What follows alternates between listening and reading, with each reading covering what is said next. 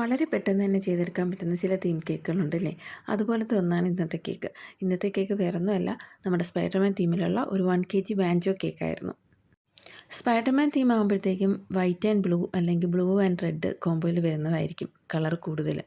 അങ്ങനെ ഞാനിവിടെ ബ്ലൂവിലാണ് മൊത്തത്തിലൊന്ന് ഐസിങ് ചെയ്തെടുത്തിട്ടുള്ളത്. എന്നിട്ട് കുറച്ച് ലേസർ പ്രിൻറ്റുകളാണ് വെച്ച് കൊടുക്കുന്നത്. സ്പൈഡർമാൻ്റെ മാസ്കും അതുപോലെ ഹാപ്പി ബർത്ത്ഡേ എന്നുള്ള ടോപ്പേഴ്സും.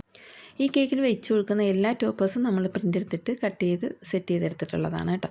അങ്ങനെ ഞാൻ എല്ലാ ടോപ്പേഴ്സും ഇതുപോലെ ഒന്ന് വെച്ച് കൊടുക്കുന്നുണ്ട്.